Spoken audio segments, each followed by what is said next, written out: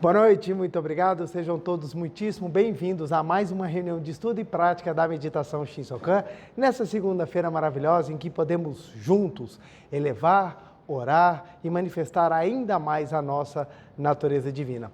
E para começarmos a nossa reunião, faremos a oração que consta neste livro, Sutra Sagrada Verdade e Orações, volume 1, de autoria do professor Masaharu Taniguchi. A oração que nós faremos hoje é a oração que consta na página 71, lembrando que meu livro é 37ª impressão e a oração é oração para se tornar invencível. Quem tiver o livro, seja em casa, seja aqui presente, quiser acompanhar a leitura, fique à vontade. Quem também quiser pode assumir a posição de oração, fechar os olhos, para que possamos elevar ainda mais os nossos pensamentos por meio das palavras dessa oração. Vamos lá? Oração para se tornar invencível. Todo o universo é a autorrealização de Deus. Por isso, a sua vida, o seu amor e a sua sabedoria preenchem todo o universo. Consequentemente, em todas as coisas do universo estão alojados a vida, o amor e a sabedoria de Deus. E no interior de todas as coisas palpita grande força misteriosa. Também dentro de mim existe a vida de Deus e palpitam constantemente no meu interior o amor e a sabedoria de Deus. A vida alojada no meu interior e a vida alojada no interior de todas as outras pessoas são a mesma vida de Deus. O amor alojado no meu interior e o amor alojado no interior de todas as outras pessoas são o mesmo amor de Deus. E a sabedoria alojada no meu interior e a sabedoria alojada no interior de todas as outras pessoas também são a mesma sabedoria de Deus. Digo, todas as outras pessoas como recurso de expressão, mas na imagem verdadeira não existem outras pessoas. Nada existe que esteja fora de mim. Todas as pessoas são espiritualmente meus irmãos, são ramificações da mesma vida, são unas com a minha vida. Por isso se diz que eu e os outros somos um. Porque conscientizo a verdade de que eu e os outros somos um, sei também que não tenho neste mundo um só inimigo. Por isso sou invencível. Conscientizo que no plano de Deus sou um com todas as pessoas e por isso não consigo deixar de amar a todas as pessoas. O amor atrai amor, logo sou amado por todas as pessoas e desconheço a solidão. A minha vida é una, não somente com a vida de todas as pessoas, mas também com a vida de todos os animais e vegetais. E por isso amo a todos os animais e vegetais. Logo, animal nenhum pode me fazer mal. Nenhum inseto ou verme prejudicará a minha lavoura, nem pomar ou minha horta. Bactérias, fungos, vírus, enfim, tudo que possui vida surgiu neste mundo, encerrando no seu interior a vida de Deus e, portanto, jamais prejudicará a mim, que sou filho de Deus. Todas as vidas do universo são vivificadas pela única vida de Deus e dirigidas e orientadas pela única sabedoria de Deus. Por isso, é impossível que os seres viventes se prejudiquem entre si e causem doenças. Se adoeço atacado por algum micróbio ou vírus, é porque a minha mente não está reconciliada com todas as coisas do céu e da terra. Na imagem verdadeira, nada existe que possa me prejudicar. Por isso, não temo micróbio algum. Refletindo constantemente sobre a minha atitude mental, reconcilio-me com todas as coisas do céu e da terra. Respeitosamente reverencio a Deus e a todas as coisas do céu e da terra que são a sua manifestação. Muito obrigado, muito obrigado, muito obrigado. Oração maravilhosa que mostra o quanto que uma vida harmoniosa, o quanto que uma vida em harmonia faz com que não só a nossa saúde, como a nossa própria existência tenda somente a crescer e manifestar o que há de mais belo, puro e maravilhoso. Muito obrigado. Muito obrigado, muito obrigado. Quero agradecer a todas as pessoas que estão aí de casa nos acompanhando, no Brasil, fora do Brasil. Meu muito obrigado. Quero agradecer também a todos que estão aqui presentes, aqui no Templo da Seichonoye de Brasília, que fica aqui na Entrequadra 403/404 Sul. Meu muito obrigado a cada um de vocês. Vamos hoje estudar um pouco mais, aprofundar um pouco mais nos temas da Seichonoye, que nos possibilitam crescer, ampliar ainda mais a mente e levar uma vida mais construtiva. Hoje vou falar um tema maravilhoso, é um tema assim que ele tem, como sempre, uma gama gigantesca de possibilidades de ser abordado, mas que o professor Masaru Taniguchi traz de uma maneira muito fácil nesse livro aqui. A Felicidade da Mulher, volume 1. É muito gostoso, é muito maravilhoso ver como é que a Seichonoye, ela tem um trabalho todo carinhoso com a mentalidade feminina, ela trabalha, porque o feminino ele é mais complexo do que o masculino. Uma vez falaram assim para mim, por que a Seichonoye não tem um livro do homem? É porque todos são.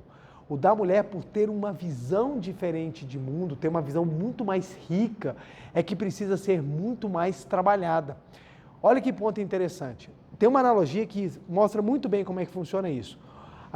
Se a gente fosse colocar a mente masculina e a mente feminina, se fosse ser um painel, o do homem seria basicamente com um botão e uma luz. Liga e desliga e vermelho quando está em emergência. O da mulher seria um painel de um avião, de um Boeing 787. Por quê? Tem muito mais detalhes, tem muito mais complexidade, tem muito mais coisas.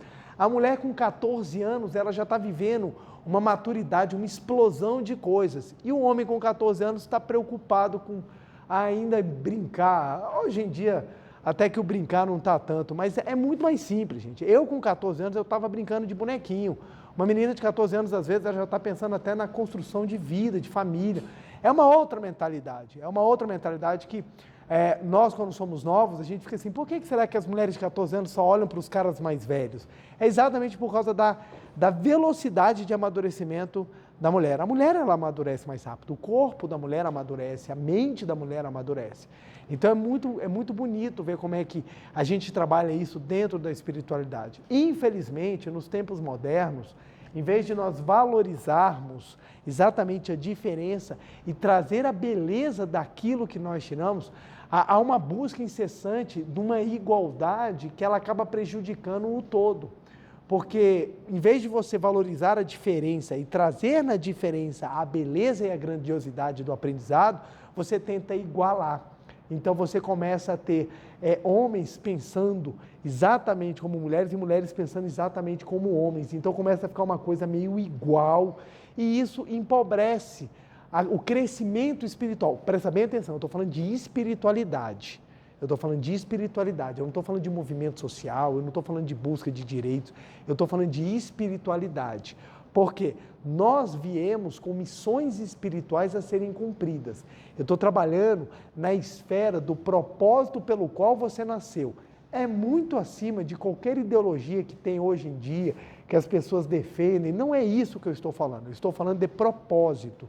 De propósito. A gente se pergunta, por que eu vim a este mundo e qual é a minha missão? Qual é o meu propósito? É isso que faz a gente pensar e amadurecer. Por que eu nasci no Brasil? Por que eu sou filho do meu pai e da minha mãe? Por que eu vim dessa forma? Por que eu tenho o meu corpo do jeito que ele é? Por quê? Por que meu cabelo é assim? Por exemplo, na minha família, todo mundo veio com o cabelo mais liso. Por que o meu cabelo veio um pouco mais crespo? Sabe? Tentar entender isso daí para que a gente possa compreender realmente o que nós viemos fazer. Como hoje em dia é vendido a ideia de que todo mundo veio para curtir ou todo mundo veio para ter um máximo, as pessoas estão levando um vazio existencial. Esse vazio existencial está causando uma explosão de problemas psiquiátricos e psicológicos nunca visto antes. Hoje em dia, a gente conversa com as gerações, a gente vê as conversas entre gerações, você tem hoje em dia abalos muito maiores. Gente, a gente pega hoje em dia crianças pequenas já sofrendo de depressão, já sofrendo de transtornos, já tendo problemas assim muito graves. Por quê? Porque você tem um excesso de estímulos e ao mesmo tempo você não traz propósito para aquilo. Todo mundo é treinado para ser o melhor, mas o melhor para quê? Vocês já viram isso? Você tem que ser o melhor da sala. Por que você tem que ser o melhor? A pergunta é, você tem que ser o mais bonito, você tem que ser o mais rico, você tem que ser o mais bonito, você tem que ser o mais galã, você tem que ser a mais maravilhosa. A pergunta é, para quê? É todo mundo correndo desesperado para fazer alguma coisa e ninguém sabe para que está correndo. E isso afeta as gerações seguintes. Então, hoje em dia, as pessoas começam a enxergar o mundo e elas começam a não entender o que está acontecendo. Então, nós temos explosões alarmantes em todas as áreas de saúde mental por causa disso. Nós temos um índice de é uma palavra difícil de falar, mas nós temos um índice alto de pessoas que se anulam, acho que fica melhor, né? Que se auto-exterminam exatamente pela falta de vivência ou a falta de percepção de qual é o propósito que veio a este mundo. Como não tem sentido, então para que eu vou continuar aqui? Então acaba que as pessoas elas tomam medidas extremas para problemas passageiros. Para problemas passageiros. Hoje em dia, vende-se a ideia de que a gente não pode errar e que a gente não fala e que a gente não faz burrada. Gente, quem não erra, quem não fala e não faz burrada, não está nesse planeta, gente. Todo mundo faz, todo mundo erra. Na vida de todo mundo acontecem problemas. As coisas são tiradas, ou muitas vezes vem coisas na nossa vida que a gente não espera. Porque é dentro dessas vicissitudes, é dentro dessas transformações que nós vamos construindo a grandiosidade da experiência humana. Então é importante que nós manifestemos papéis e dentro desses papéis a gente aprenda aquilo que nós precisamos aprender. Então, nascer homem, nascer mulher tem função, tem princípio, tem espiritualidade por trás disso. Presta bem atenção, estou falando de propósito espiritual, gente. Não estou falando de movimento, não estou falando de ideologia, não estou falando de convicções. Eu sempre falo, as pessoas são livres para fazer o que elas quiserem. A liberdade das pessoas é preservada. Então, se a pessoa ela quer A, se ela quer B, se ela quer C, ela é livre. E ela pode optar pelo que ela acredita ser o caminho da felicidade. A gente, em momento algum, a gente ceifa caminhos ou a gente retira das pessoas as possibilidades de escolha. O que nós explicamos é o quê?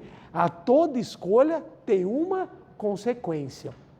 Então, na Seichonoye, tem um pessoal que não consegue entender, porque a Seichonoye fala, nada é proibido. Então, a pessoa pensa, se nada é proibido, porque tudo é permitido. E não é isso. Nada é proibido porque o caminho do seu aprendizado, ele é importante para você. Mas isso não quer dizer que pelo fato de nada ser proibido, que tudo nos convém. É diferente. Eu não sou proibido de fazer as coisas, mas isso não quer dizer que eu posso fazer tudo o que eu quero. Porque nem tudo o que eu quero é gratificante, nem tudo o que eu quero é fundamental, nem tudo o que eu quero é essencial para o meu crescimento, para o meu amadurecimento e para o meu desenvolvimento espiritual. Então, tem muitas coisas que eu não queria e aconteceram. E é dentro delas que eu preciso aprender, que eu preciso crescer, que eu preciso amadurecer. Isso é muito importante ser dito, porque hoje em dia é até difícil de nós falarmos quando nós vamos trabalhar assuntos que são assuntos que podem ser desenvolvidos numa seara, numa visão mais masculina, numa visão mais feminina, porque hoje em dia as pessoas puxam os assuntos filosóficos transcendentais, presta bem atenção, assuntos filosóficos transcendentais e puxam para pautas ou para discussões que são discussões que muitas vezes não vão dar um resultado conciliador. São discussões, às vezes, que precisam de debates, estudos mais profundos e tudo mais. O que eu estou falando é da espiritualidade. O que eu estou falando é o que vem antes do que está manifestado. O porquê que você, na hora que você foi encarnar, você escolheu, seja consciente ou seja inconscientemente, você escolheu a tua vida do jeito que ela é aqui e agora. É interessante porque quando mulheres vêm conversar comigo e pegar orientações pessoais e perguntar para ela, doutora, eu estou passando por um problema. É interessante como é que a maneira de visão da mulher é bem diferente da maneira que o homem traz os mesmos problemas. E não precisa ser só na Seichonoye. Na vara de família, quando eu atuo em vara de família, ou varas de violência doméstica, ou mesmo em varas cíveis, quando eu estou conversando, é interessante, o mesmo problema, o fato é A. Como é que um enxerga de um jeito e o outro enxerga de uma maneira completamente diferente. É completamente diferente. Então você tem, o fato é um só, mas a maneira como enxergam é absolutamente diferente. E eu não estou falando de pessoas que estão tentando enganar, não. Eu estou falando de pessoas que estão com sinceridade tentando resolver um problema. Mas elas não conseguem enxergar porque a maneira de ver é diferente. Por que a maneira de ver é diferente? Por que isso? Olha que interessante. Por que quando um homem e uma mulher se encontram e ambos se apaixonam, o homem pensa, nossa, que mulher bonita, quero beijá-la. E a mulher já pensa, vamos casar daqui a 4 anos em tal igreja, vou usar tal vestido, vamos ter 3 filhos e o nome dos filhos vai ser A, B e C. Onde é que está essa diferença? Que a mulher, só de olhar, ela já sabe o que está acontecendo. E o homem, às vezes, está lá, não está assim, não pega nada, não pega nada. Então, assim, é até difícil, muitas vezes, numa mesa de mulheres, o homem entra na conversa, elas começam a rir, só se olham e o cara fica lá. O que vocês estão falando? Não estou entendendo nada. Ela toda assim, ninguém fala nada. Ela assim, alguma coisa aconteceu e o homem fica tentando descobrir. Se não contar para ele, ele não vai saber. Enquanto que numa mesa de homem, não. Normalmente só ri quando todo mundo entende. Então é uma coisa. Você tem diferença assim, gente? Parece brincadeira, mas isso mostra peculiaridades muito interessantes. Numa conversa, numa festa, por exemplo, uma mesa com 10 mulheres. 10 falam, 10 se entendem, 10 adoram. Uma mesa com 10 homens. Um fala, 9 escutam. Não tem essa interação. Se todo mundo começa a falar, o cara, para aí, ó, que bagunça é essa? Você tem essas diferenças. Essas diferenças, mas não são todas, não são todos. É fato. São tendências. São tendências.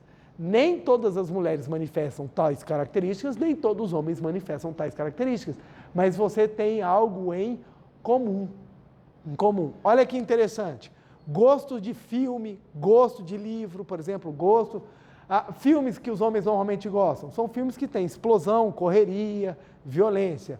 Filmes normalmente que as mulheres gostam, dramas, filmes que contam uma história, principalmente comédia romântica, que no final todo mundo vai estar lá lindo, maravilhoso. Assim, muitas vezes o cara fala assim, nossa, que coisa... E a mulher vai assistir um filme do homem e fala assim, mas está explodindo para quê? Qual é a finalidade disso? Morreu todo mundo do elenco. Qual é a finalidade disso? E o cara está lá, uau, que show! Então, assim, é um mundo que a gente brinca, né? Poucas são as mulheres que conseguem entender a força do Star Wars, conseguem entender o que é um Jedi. Que ela fala assim, gente, não consigo ver o menor sentido, enquanto os caras estão vibrando. Aí também os homens também não conseguem entender qual é a beleza que as mulheres veem, às vezes, em filmes assim, muito dramáticos, em filmes com muita emoção. Porque as mulheres trabalham muito mais as emoções do que os homens. Tanto que é comum as mulheres se encontrarem e elas compartilharem emoções. No mundo masculino, as emoções não podem ser compartilhadas. Se um cara chegar numa mesa e abrir o coração, todo mundo vai olhar para ele e falar assim, cara, o que você está fazendo, velho? Para com isso. Aqui a gente não faz isso. Por exemplo, mulher vai em dupla no banheiro. Por que a mulher vai em dupla no banheiro? Porque elas já vão conversando, elas vão se ajudando, elas chegam lá, trocam as ideias, o que você acha que aconteceu? Se um cara chegar para o outro e falar, vamos junto no banheiro. Para quê, velho? O que você quer, cara? Por quê? Porque no homem é mais difícil o compartilhamento de emoções, o que é mais fácil na mulher. Eu estou trazendo, gente, brincadeiras, é óbvio, gente, isso não é regra. Eu não estou falando que todo mundo é assim, eu não estou falando que é assim, é o certo, não é isso. Eu estou trazendo características que nos fazem diferentes, que nos fazem ser únicos, que nos fazem ser... que nos fazem pensar sobre o propósito. Por que será que eu vim com uma tendência para trabalhar mais o amor na minha vida? Por que será que eu vim com uma tendência a trabalhar mais a capacidade de decisão, a capacidade de ter garantia, a capacidade de você ter estabilidade? Isso tudo faz com que a gente pense exatamente nos propósitos da nossa existência, para que a nossa vida ela tenha um sentido. A vida não pode ter um sentido materialista, porque se a vida tiver um sentido materialista é muito pouco, acontecem as frustrações da vida. A pessoa pensa, eu quero ter um carro, eu quero ter um carro, eu quero ter um carro, a vida dela vira ter um carro. Quando ela tem um carro, acabou o propósito. Quando acaba o propósito, a pessoa sente um vazio. Vocês já repararam que a alegria de shopping dura uma semana? Você vai no shopping, compra tudo o que você quer, você sai com a sacola, você sente a pessoa mais poderosa do mundo. Você sai com aquela sacola assim, tem aquele trabalho de botar no carro. Você chega em casa, você guarda a sacola, você fica todo feliz. Passado uma semana, você começa a sentir um vazio novamente. Por isso que algumas pessoas hoje em dia elas estão viciadas em consumir. Seja consumir produtos físicos, seja como também consumir produtos intelectuais. Hoje em dia as pessoas estão ficando fanáticas em consumir algo que estimule elas, porque não encontram propósito. Não encontram propósito. E essa foi uma indagação que eu fiz muito na minha vida, durante a minha adolescência, quando os complexos vieram, e eu me sentia extremamente fraco perante tudo e todos. Eu me perguntava, qual é o significado da minha existência? Por que eu vim? Qual é a capacidade que eu tenho de mudar alguma coisa? Eu me perguntava, eu não vim com capacidade de influenciar ninguém, eu não consigo nem me convencer, quanto mais convencer alguém. Qual é a capacidade? E dentro da Seichonoye eu fui aprendendo que com as minhas limitações, as minhas diferenças e as minhas características, eu era capaz de construir algo único. Esse algo único que foi trabalhado e foi construído é o eu que hoje continuo a aprender, mas é que um eu que manifesta coisas que antes eu nem imaginava que eu era capaz. Então, compreender isso daí faz com que a gente aceite com mais docilidade, aceite com mais felicidade aquilo que nós recebemos. Você recebeu algo que você precisa trabalhar. Agora, a forma como você vai trabalhar, fique tranquilo, isso é um aprendizado seu. Aqui a gente não vai falar que A é certo, B é certo, não é isso. O nosso propósito não é esse. O nosso propósito é que você encontre os motivos espirituais pelos quais você veio do jeito que você veio. É isso que a gente quer. Por isso que a Seichonoye, ela não se prende a conflitos, ela não fica presa em brigas, ou muito menos fica alinhada com determinadas ideias, porque não é essa a finalidade nossa. A nossa finalidade não é prender as pessoas em conceitos, é libertar as pessoas na verdade, é diferente. Quando a gente proíbe, a gente já ceifa, a gente já tira de um grupo a possibilidade de ser um grupo, entre aspas, digamos assim, abençoado, e não é esse o nosso propósito. O nosso propósito é que todos nós possamos aprender, e esse aprendizado, ele é fundamental, é dele que a gente fala que as pessoas não podem fugir. Então, as características que nós trazemos, seja como homem, seja como mulher, seja como criança, seja como adulto, seja como novo, seja como velho, essas características é que nos permitem termos aprendizados mais profundos, vivências mais ricas. Eu escutava na rádio esses dias, muito interessante, o pessoal falando da alienação do amor superficial, do amor leve. Eu achei tão interessante isso daí.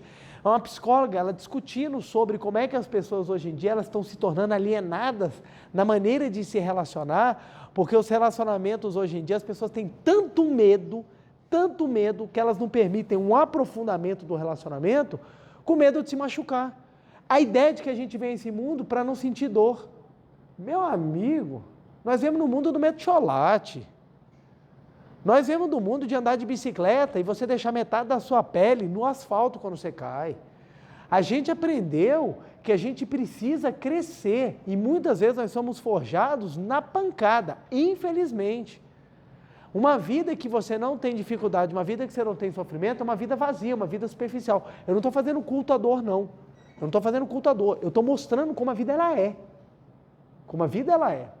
Se não fossem os fracassos amorosos que nós temos, a gente não saberia valorizar quando a gente encontra alguém que realmente vale a pena.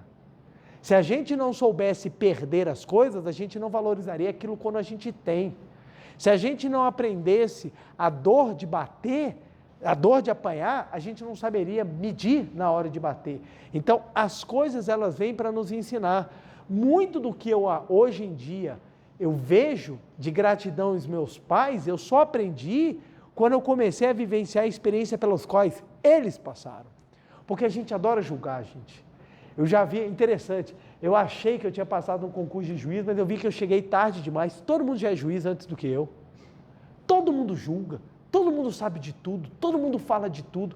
Ninguém tem uma possibilidade de manifestação de empatia mínima para compreender situações diferentes. Ninguém para pensar, o que será que aconteceu com aquela pessoa? É sempre já um julgamento seco, é sempre já uma condenação. O tribunal da internet não tem dó. Todo mundo sabe, todo mundo já julga, todo mundo já condena. E quando a gente vai começar a julgar, a gente vê o quanto que é difícil, gente. É muito difícil. É muito difícil a gente lidar com a vida e a gente dar valores em coisas diferentes. É muito complexo. Então, isso tudo, gente, que eu estou discorrendo, é exatamente para a gente compreender o quanto que é importante nós valorizarmos as diferenças.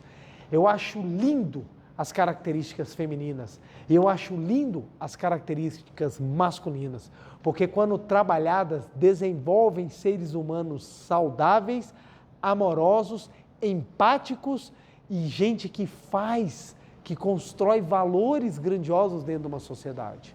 Agora, destruir ou brigar, o feminino brigar com o masculino, disputar lugar, não é o essencial, não é o que vai construir uma sociedade feliz. A sociedade feliz constrói quando a gente valoriza pela diferença e não quando a gente tenta eliminar a diferença. Esse um ponto interessante, eu bato muito nessa tecla, em que as pessoas acreditam que nós vamos manifestar o amor na luta. Não é. Você não tem paz na guerra, você não tem amor na luta, você não tem, você vai ter que me aceitar e nessa aceitação a gente vai se entender. Não é assim que funciona. A harmonia, ela é um trabalho, a harmonia ela tem um propósito e a harmonia ela leva todo um tempo e maturidade para ser manifestada. Então eu acho legal que muitas vezes as pessoas falam assim, eu quero ter um relacionamento sem briga, eu quero ter um relacionamento harmonioso. A construção de um relacionamento harmonioso é na base do amadurecimento. É do amadurecimento. Quando você tem um relacionamento harmonioso, você tem um relacionamento maduro. As pessoas hoje em dia falam assim, eu não brigo no meu relacionamento. Aí a pergunta é, seu relacionamento é maduro ou superficial? Porque num relacionamento superficial você não briga, você não compartilha nada. Fica todo mundo no celular lá, cada um num canto no celular. Você conversa no celular, aí chega à noite, não briguei com a minha esposa, não briguei com meu marido. Claro, você não teve interação nenhuma, você não teve trocas nenhuma. Agora, na hora que você vai trocar diferenças, na hora que você vai trocar, você vai intercambiar sentimentos, pensamentos e vivências, é impressionante. Minha filha chega para mim e fala assim, papai, como é que você não acertou o que eu estava pensando? A minha resposta é porque eu sou homem, filha. Eu não leio pensamentos de mulheres. O papai vê o mundo de outra forma.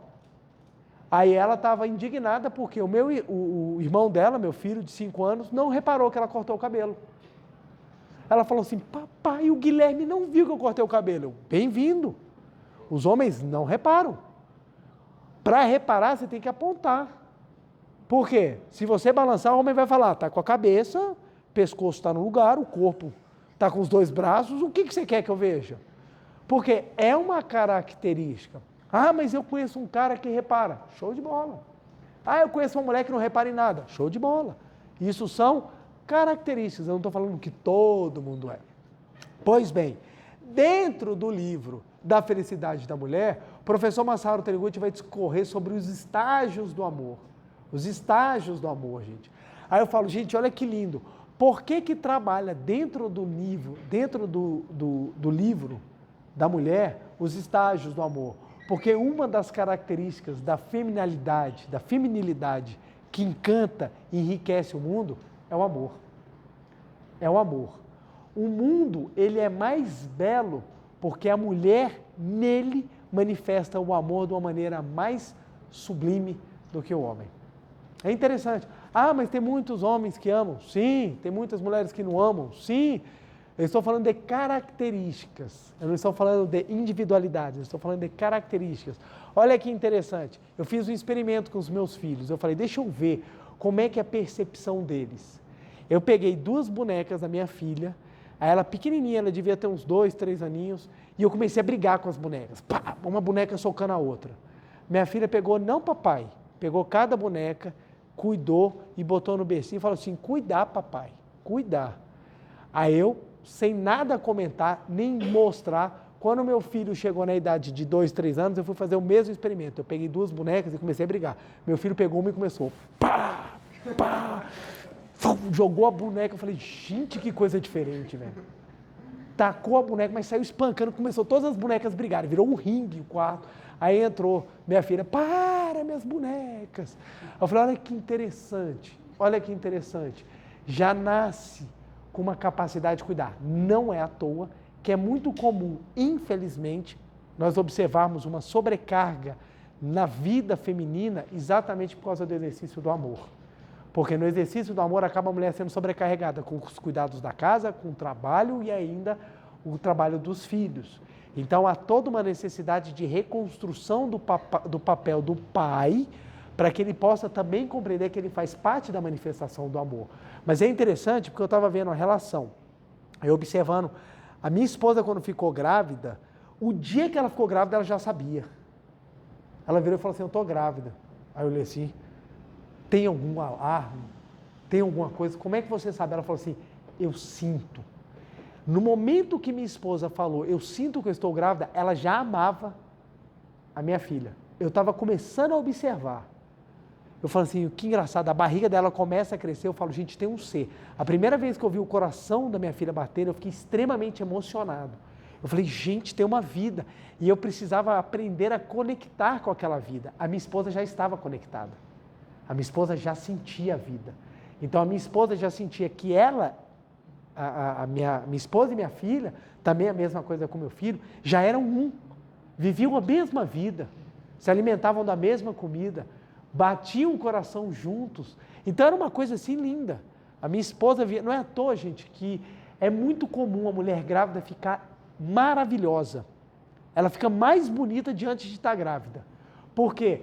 Quando a mulher fica grávida, como ela vive o amor na intensidade, a beleza da manifestação espiritual vai lá para cima. Então ela fica mais bonita do que quando ela estava antes de ficar grávida.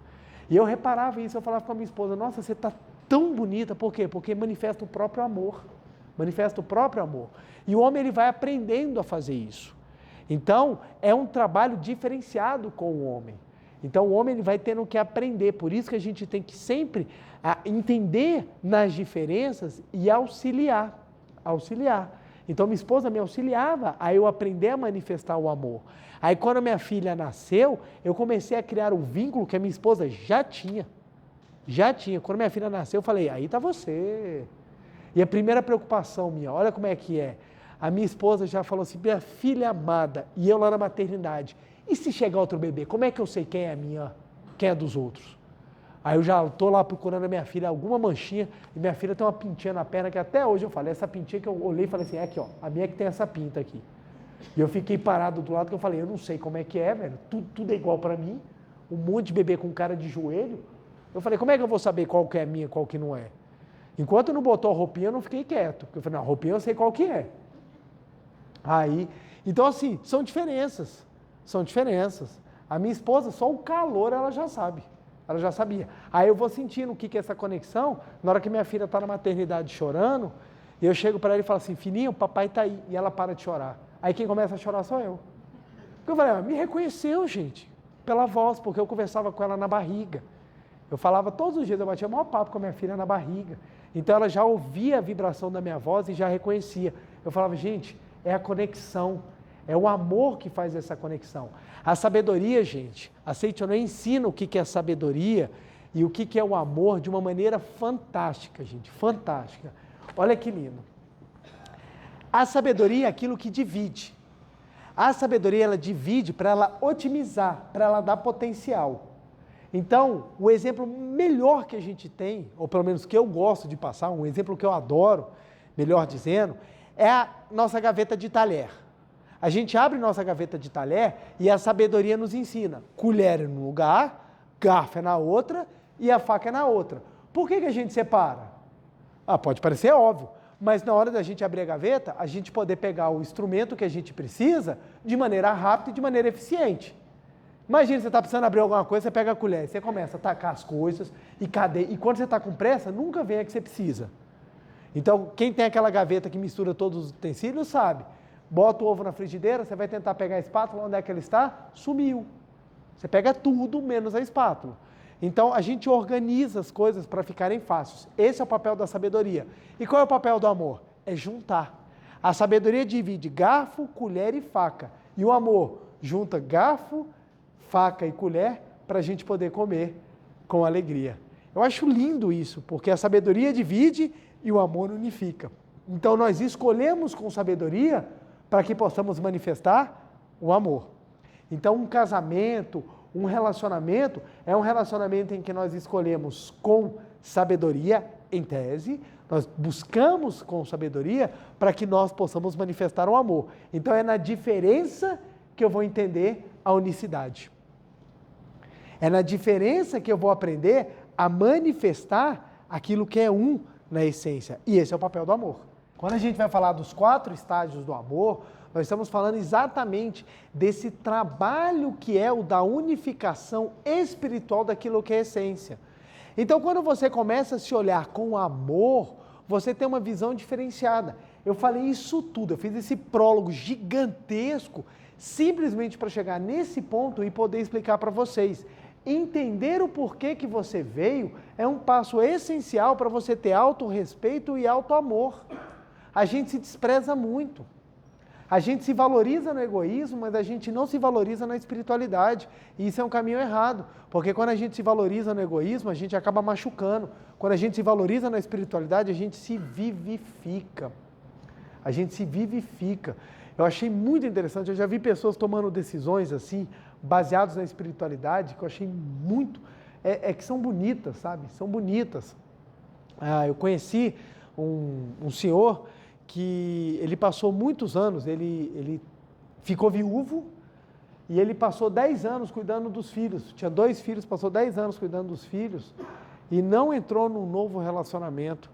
Aí quando perguntaram para ele por quê? Medo, falta de possibilidade, ele falou assim, nenhum nem outro. É porque como eu estava focado na manifestação do amor para os meus filhos, eu achei que eu não seria maduro o suficiente de manifestar para outra pessoa ainda nessa fase.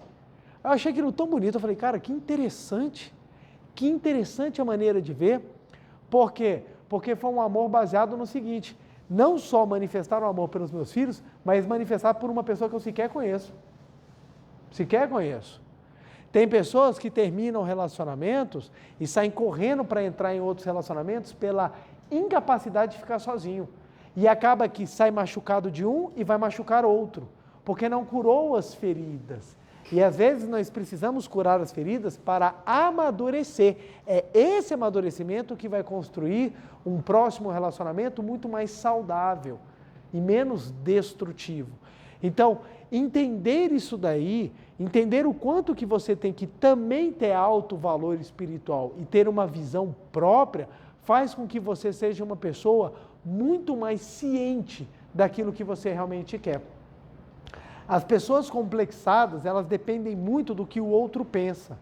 Uma pessoa consciente de quem ele é, e presta bem atenção, é muito interessante, deixa eu abrir um parênteses, muito interessante isso aqui. Gente, você ter a vida dentro de si, você ter a vida de Deus dentro de si e a infinita possibilidade, não quer dizer que você vai manifestar tudo ao mesmo tempo. É muito importante a gente ter essa noção de que nós temos missões e propósitos. Por mais que a potencialidade ela esteja à sua disposição, nem tudo lhe vai ser necessário na manifestação em uma existência só. Porque tem algumas pessoas que acham que eu preciso ser tudo, eu tenho que ser o melhor em tudo, e não é. Tem coisa que você não vai ser o melhor, você vai ser o melhor que você pode. É diferente. Ser o melhor é uma coisa, ser o melhor que pode é outra coisa. É completamente diferente. Como nós estamos sendo cobrados para sermos sempre o melhor em tudo, gera frustração, gera complexo. E as pessoas não param para pensar, eu não vou ser o melhor em tudo, eu vou ser o melhor no que eu posso, naquilo que eu estou fazendo. Aí você tem crescimento real, aí você tem valorização. Eu quero ser a pessoa mais bonita. Aí entra lá na cirurgia plástica, faz tanta coisa no rosto que sai absolutamente deformado. Não precisa ir longe, gente. Você pega aí, alguns artistas fazem tanta cirurgia plástica que você não sabe se ela entrou numa mesa cirúrgica ou se ela entrou num ringue com popó. A pessoa sai assim, parecendo que apanhou violentamente. Porque é uma busca de algo que a pessoa não consegue entender, que tudo é passageiro. E algumas marcas ficarão porque faz parte do processo de aprendizagem.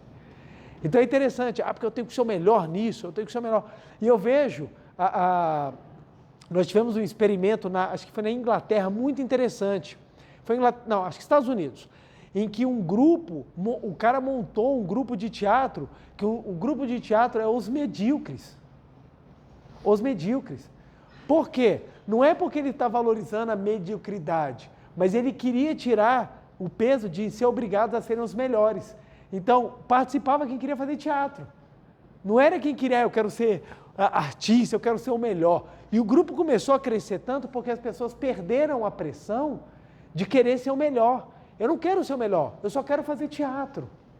Eu quero aprender a tocar piano. Por que você não entra? Porque eu tenho medo de não ser o melhor. Cara, você vai entrar para tocar piano. É esse o teu objetivo. Você não precisa ser o melhor, você só precisa tocar piano. Ah, eu quero ser o melhor skatista, eu quero ser o melhor dançarino. Não, você não precisa ser o melhor. Você só precisa ser. Fazendo o seu melhor, você vai naturalmente crescer. E isso faz toda a diferença, porque os jovens hoje em dia eles estão deixando de tentar, porque eles já sabem que não tem chance de ser o melhor. E ele acaba não fazendo nada. E a ideia é o seguinte, não é não fazer nada, vai fazer. Vai fazer.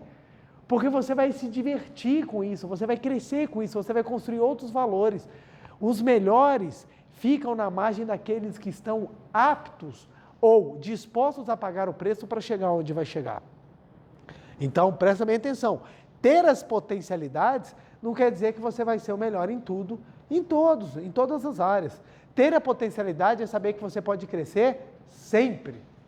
Vou repetir, porque isso é muito importante. Ter a potencialidade não quer dizer que você vai ser o melhor em tudo. Ter a potencialidade é você saber que você pode crescer em qualquer área, com o seu esforço. Crescer, gente. Crescer. Então, quero aprender a fazer alguma coisa diferente. Fazer aos 50, 60 anos. Vai. Chegaram para um senhor de 80 anos. Para que você está fazendo direito? Você vai se formar com 85 anos.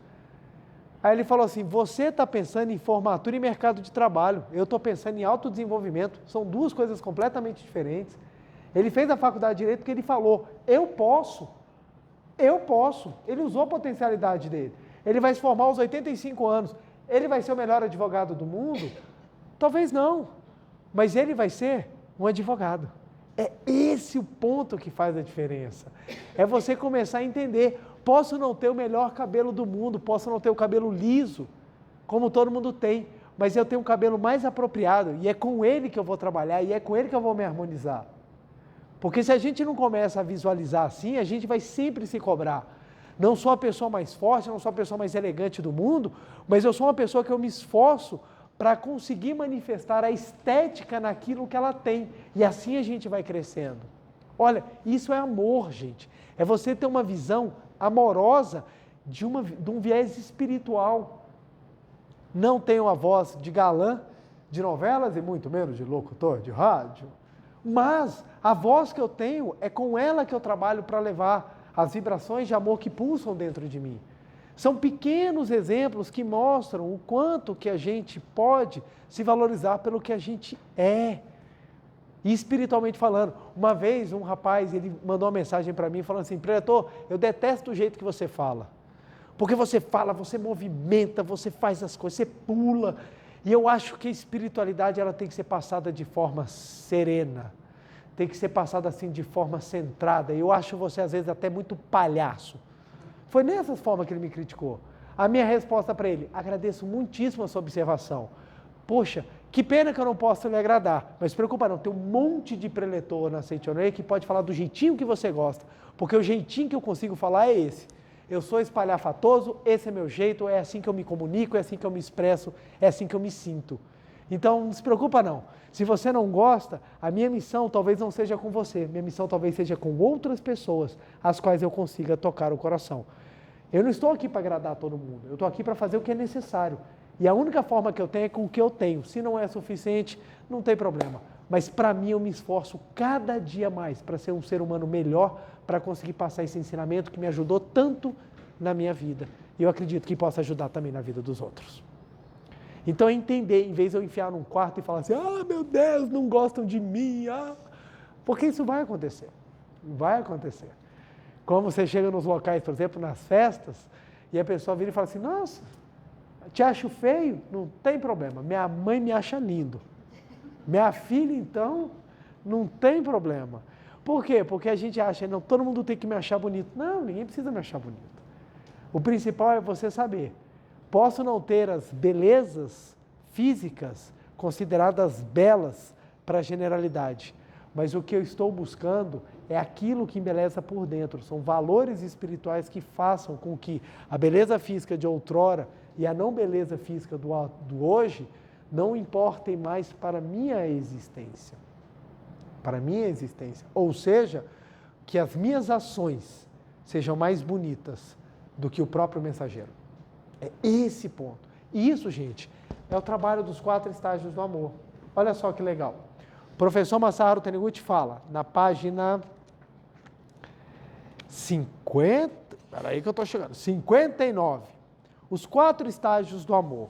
Vamos lá, gente? Olha que bonito para a gente entender o quanto que a conversa de hoje ela é importante. O primeiro estágio da alegria da vida consiste em satisfação.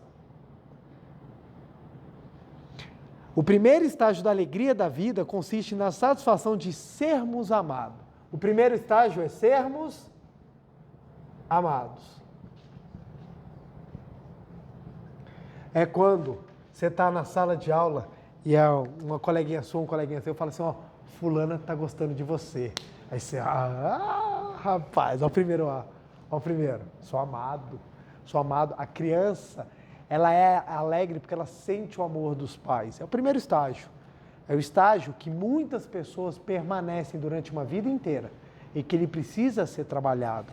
Olha que interessante. O ser amado é um primeiro estágio que, quando não trabalhado, ele gera uma dependência. Ele gera uma dependência e uma certa imaturidade. Por isso que é muito comum nós observarmos isso em crianças. A criança, ela precisa ser amada. Ela precisa se sentir amada, porque é o primeiro estágio. O segundo estágio, no prazer de amarmos quem nos ama. Então, é amar quem nos ama. Esse é o segundo estágio. Você começa a treinar, a amar quem nos ama. Então, esse estágio aqui, ele é muito interessante. E nós vamos observar, gente, que ele é gradual. Nós conseguimos ter, muitas vezes, vários estágios dentro da nossa própria existência.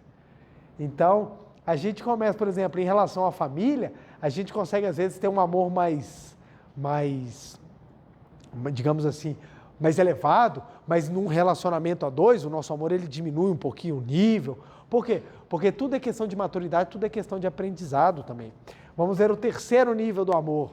O terceiro consiste na alegria de amarmos a quem não nos ama.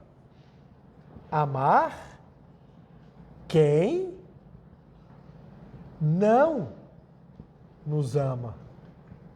Olha que interessante. É dificílimo. E o quarto nível, e o supremo estágio, consiste no prazer de conseguirmos amar até aqueles que nos injuriam. Amar quem nos injuria. O estágio final é o estágio do amor dos santos. As pessoas consideradas santas são aquelas que chegam nesse quarto nível com extrema força na sua existência.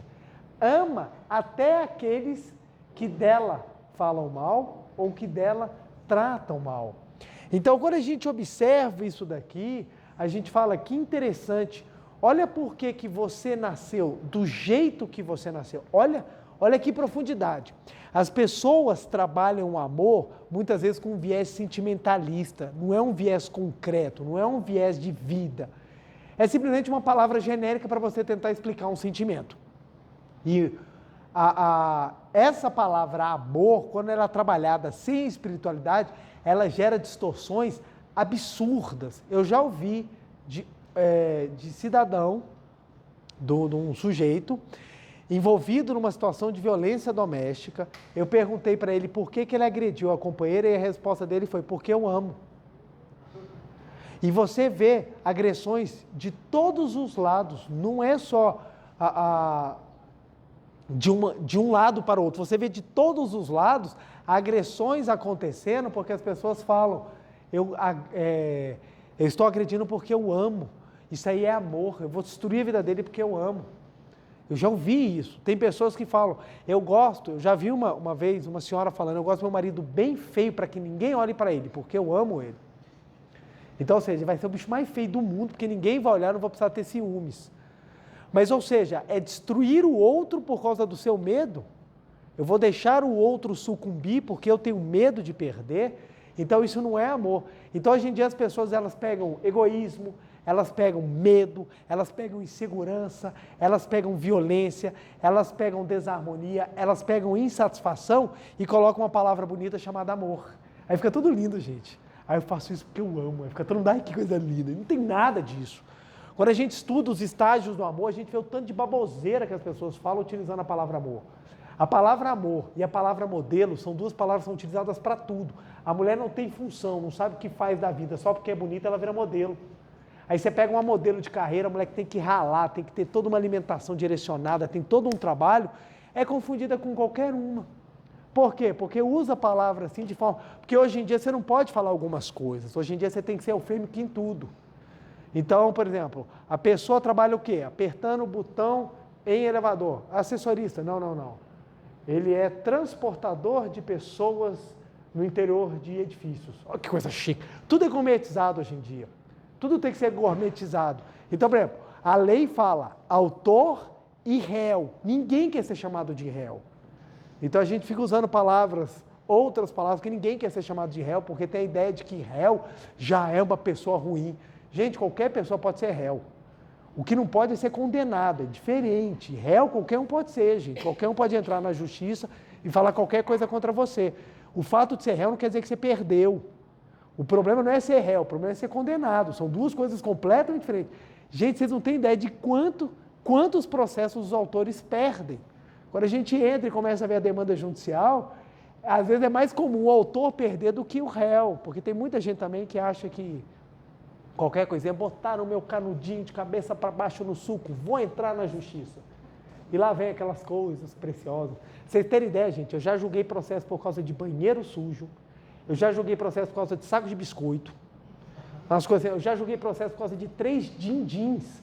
Quem não sabe o que é din-din é chup-chup, aquele sacolé que a vizinha não pagou para outra e entrou com um processo, gente. Aí 3 sacolé, eu falei, o sacolé tem o quê? Um metro? Não, um sacolé de 40 centavos, mas eu vou mostrar que ele está errado, eu quero que o juiz diga. E você fala, eu não tenho nada de importante para fazer na minha existência.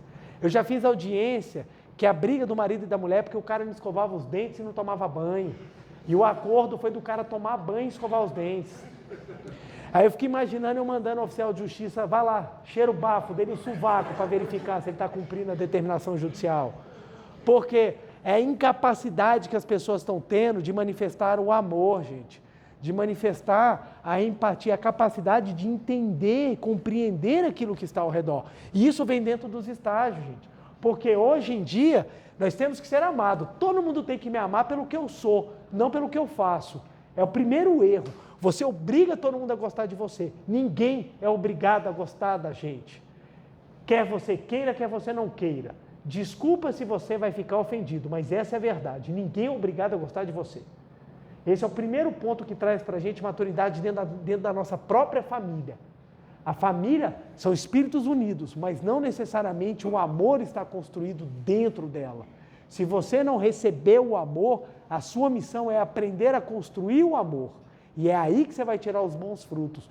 Quantas pessoas sofrem a vida inteira porque ficam esperando ser amadas?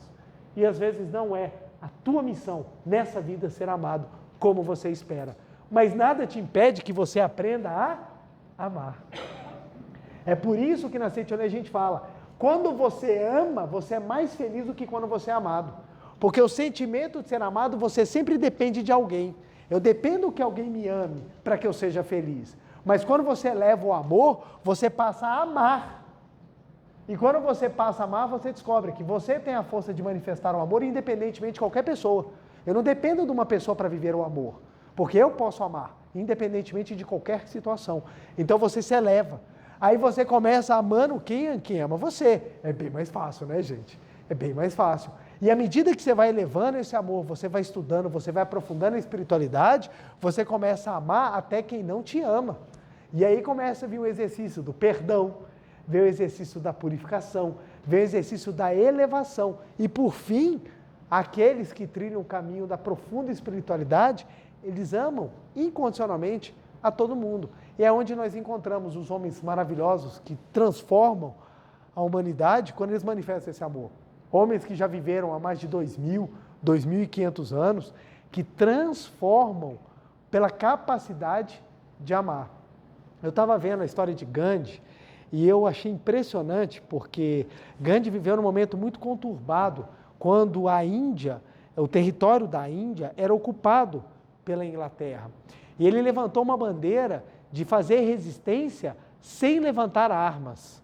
Ele falava, ao invés de nós descumprirmos, Gandhi era formado em direito, então ele falava, ao invés de nós descumprirmos a lei penal e pegarmos em armas e irmos para agressão, nós vamos descumprir a lei civil.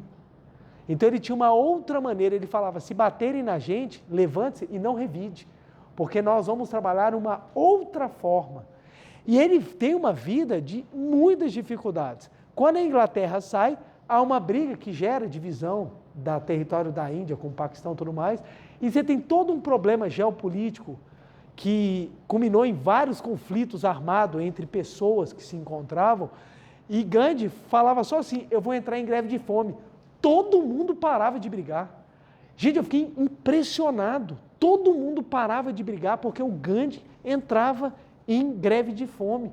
Eu falava, o amor do cara é tão grandioso, era tão incontestável perante o povo daquela região, que só o fato dele fazer uma ação contra ele próprio, todo mundo parava. Eu falava, gente, o nível do amor, e nós temos vários exemplos no Brasil, de santos, pessoas maravilhosas que fizeram coisas no Brasil, mas eu estou trazendo esse porque eu achava incrível. Ele falava, vou entrar em greve de fome, o conflito cessava, gente. O pessoal ia lá conversar com ele, aí tem até uma história bonita, que ele ensina, uma pessoa tirou a vida de um outro e descobriu que esse outro tinha um filho. E ele perguntou, como eu faço para me redimir? Aí ele falou, ame até aquele que te fez mal, adote o filho dele. E a pessoa tomou um susto, eu falei, gente, olha que interessante, ensinando os estágios do amor. E uma coisa é simples, isso aqui não é balela, isso aqui é ação. Nós temos inúmeros exemplos no mundo que mostram que isso aqui é possível, mas precisa de esforço, precisa de maturidade e precisa de compreensão. Se você não consegue ir para o segundo estágio e se amar pelo que você é espiritualmente, seja homem, seja mulher, seja o que você quiser ser, se você não consegue se amar, você já tem uma dificuldade, porque o primeiro estágio você já sofre e você não consegue sequer passar para o segundo. E é aqui que a gente tem a gama das pessoas hoje em dia sofrendo de solidão e tendo sérios problemas psicológicos, porque ninguém tem como propósito de vida amar. Ninguém trabalha como propósito de vida amar. Você quer ser médico para quê? Para ter dinheiro, fazer muita cirurgia plástica. Você quer ser juiz para quê? Eu tinha um colega que falava, eu quero ser juiz para ir para festa. Eu falava para ele, vai ser DJ, filho. Vai ser DJ. A pessoa quer ser jogador de futebol para quê? Para arrumar um monte de mulher, um monte de pensão alimentícia e agora ser condenados em tribunais. Olha que bacana. Ninguém faz as coisas pelo principal, que é o quê? É o amor que move. Se você tem um talento para uma determinada coisa, você tem a capacidade de fazer com que esse amor se manifeste de forma muito, muito forte naquilo que você faz. Mas as pessoas não fazem por amor, as pessoas estão fazendo por interesse. E os relacionamentos baseados em interesses, como as escolhas da vida baseadas em interesses, geram vazios. E por que geram vazios? Porque não trabalham os estágios do amor. Por isso que a gente sente o vazio. O ser humano ele é movido pelo amor. Ele é movido pelo amor. Quando você não trabalha a elevação do estágio do amor dentro de você, lhe gera um vazio. E esse vazio não é preenchido por coisas materiais. E é o que nós enxergamos hoje que está acontecendo. Entupimos as pessoas de coisas materiais para ver se elas ficam felizes. E por que elas não ficam felizes? Porque não estão trabalhando o estágio do amor. Aí quando você entra nisso aqui, você começa a compreender por que eu vim na minha vida, do jeito que eu vim, na família que eu vim, na forma como eu vim, para eu poder purificar ainda mais os estágios do amor que eu preciso trabalhar na minha espiritualidade. Aí a tua vida tem sentido, a tua vida tem conteúdo, a tua vida tem propósito e muito mais. Você tem muito o que fazer. Aí você percebe que de tédio você não vai morrer. Você nunca vai poder falar assim, não tem mais nada para fazer na minha vida. Você sempre tem, porque a capacidade de amar ela vai sempre aumentando e não diminui, gente. Não diminui. Para finalizar, uma vez uma senhora chegou para mim, senhora não, uma moça.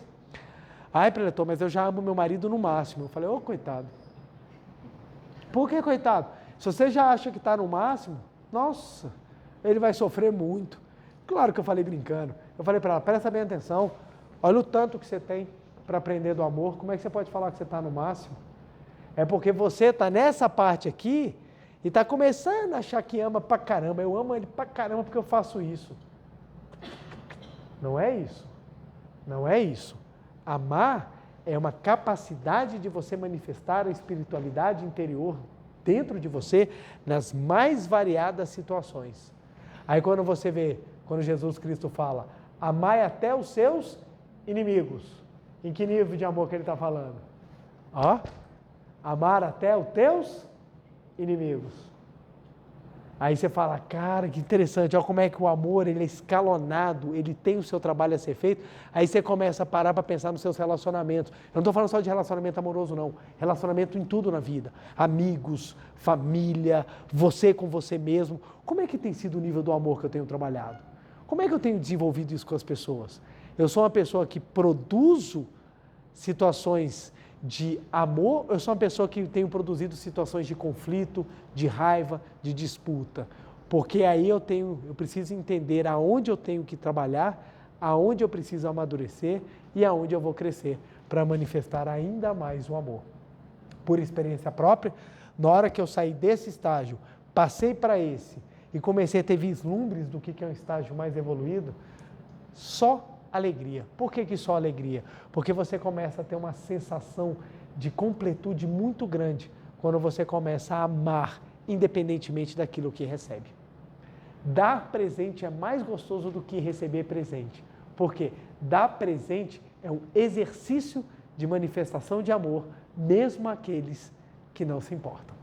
Então isso começa a te engrandecer, você começa a sentir planificado, você começa a sentir muito feliz. A felicidade está na capacidade de manifestar o amor. Quanto mais elevado o estágio do amor, maior a sua felicidade. Vamos então lá fazer a nossa meditação Shinsokan, para que nós possamos tomar ainda mais consciência da grandiosidade do amor que habita dentro de nós, para que nós possamos manifestar na nossa existência. Vamos lá? Muito obrigado. Uma reverência. Muito obrigado, muito obrigado. Todos podem se sentar, assumir a posição de oração.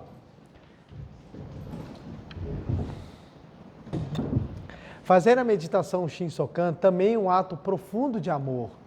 É um ato que nós podemos nos amar quando a gente reconhece que a vida de Deus está dentro de nós. Então a meditação Shinsokan, ela poderia ser resumida numa frase: eu amo a vida de Deus, que é a minha própria vida. Olha que coisa linda, é um ato de profundo amor e autorreverência ao Deus que habita dentro de você. Ninguém está fazendo um exercício para amar o ego ou a falsa aparência que se manifesta, a mente egoísta ou a mente materialista. A gente está fazendo um exercício de amor profundo à espiritualidade que habita dentro de nós. Você merece respeito porque a vida de Deus está dentro de você. Você merece o amor porque a vida de Deus está dentro de você. Mas para manifestar a vida de Deus, você tem que fazer com que esse amor seja externado de maneira pura, de maneira elevada e de maneira verdadeira. Então você é um amado filho de Deus. É por isso que na Setioné a gente reverencia a vida de Deus que habita dentro de cada pessoa. E nós afirmamos, você é filho de Deus. Por que você é filho de Deus? Porque a vida de Deus está no seu interior. Vamos então, nesse exercício maravilhoso e gratificante de reconhecimento da nossa vida, fazer a meditação Shinsokan. Canto evocativo de Deus. Ó Deus Pai, que dais vida a todos os seres viventes, abençoai-me com vosso Espírito. Eu vivo não pela minha própria força, mas pela vida de Deus Pai, que permeia os céus e a terra. As minhas obras não sou eu quem as realiza, mas a força de Deus Pai, que permeia os céus e a terra. Ó Deus, que vos manifestastes através da Setioné, para indicar o caminho dos céus e da terra, protegei-me. Deus, muito obrigado. Neste momento, deixo o mundo dos 5 sentidos e entro no mundo da imagem verdadeira. Aqui onde estou é o mundo da imagem verdadeira. É o oceano de infinita sabedoria de Deus, é o oceano de infinita sabedoria de Deus, é o oceano de infinita sabedoria de Deus, é o oceano de infinita sabedoria de Deus. É o oceano de infinito amor de Deus, é o oceano de infinito amor de Deus, é o oceano de infinito amor de Deus, é o oceano de infinito amor de Deus. É o oceano de infinita vida de Deus, é o oceano de infinita vida de Deus, é o oceano de infinita vida de Deus, é o oceano de infinita vida de Deus. É o oceano de infinita provisão de Deus, é o oceano de infinita provisão de Deus, é o oceano de infinita provisão de Deus, é o oceano de infinita provisão de Deus. É o oceano de infinita alegria de Deus, é o oceano de infinita alegria de Deus, é o oceano de infinita alegria de Deus, é o oceano de infinita alegria de Deus. É o oceano de infinita harmonia de Deus, é o oceano de infinita harmonia de Deus, é o oceano de infinita harmonia de Deus, é o oceano de infinita harmonia de Deus. É o mundo da harmonia absoluta. Neste sublime mundo da grande harmonia, eu, como Filho de Deus, recebo de Deus a sua infinita força vivificante. A infinita força vivificante de Deus flui para o meu interior, flui, flui, flui.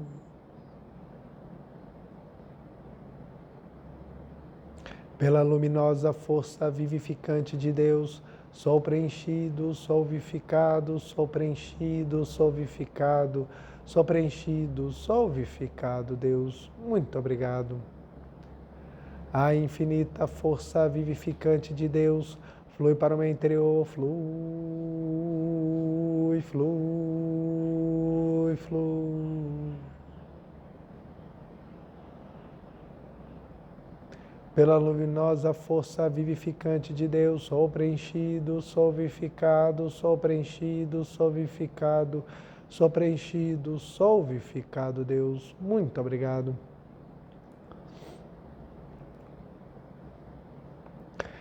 Já não sou eu quem vive, é a vida de Deus que aqui está e vive.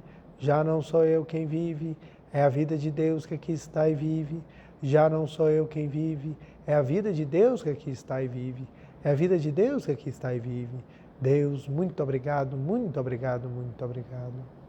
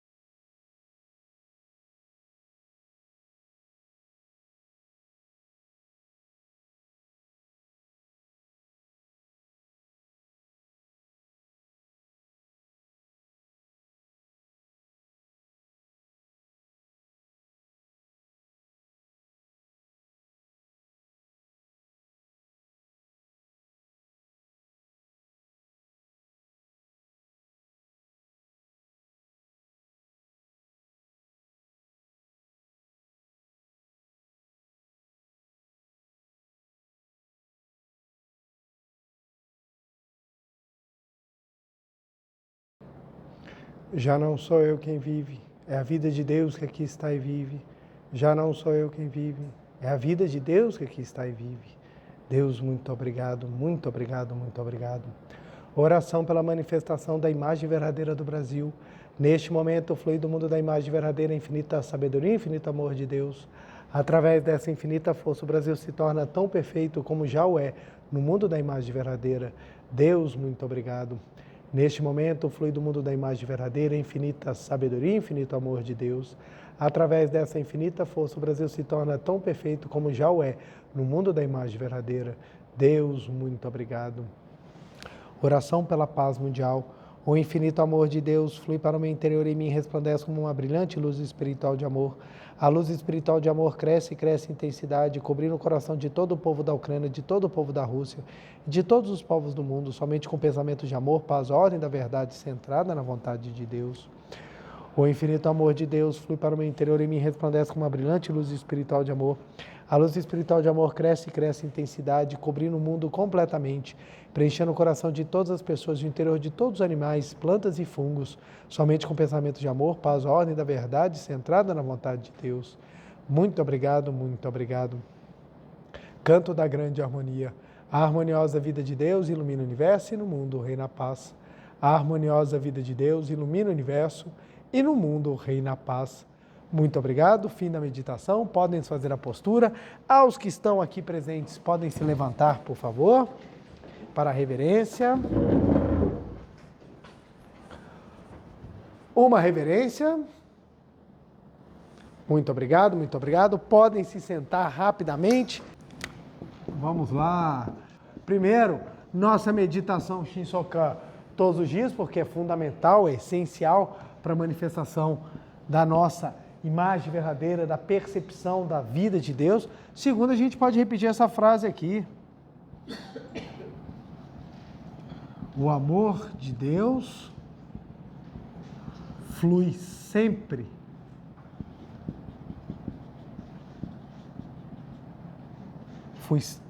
o amor de Deus flui sempre pelo meu interior. Isso aqui é para você se conscientizar sempre que o amor de Deus está dentro de você e que às vezes algumas coisas parecem difíceis, mas é porque a gente tenta fazer com a força do nosso ego, quando na verdade é a força do amor de Deus que nos ajuda a curar, é a força do amor de Deus que nos faz perdoar, é a força do amor de Deus que nos faz levar sempre uma vida acreditando no bem, na justiça, na moral, nas boas virtudes que existem dentro de todos nós. Quero agradecer profundamente a presença de cada um de vocês, você de casa, meu muito obrigado. Não se esqueça de curtir e compartilhar se você gostou, para que mais e mais pessoas descubram os estágios do amor e possam manifestar estágios mais elevados, mais profícuos e muito mais espiritualizados no seu modo de viver. Meu muito obrigado, uma feliz noite, beijo no coração, até segunda-feira que vem, gente. Muito obrigado.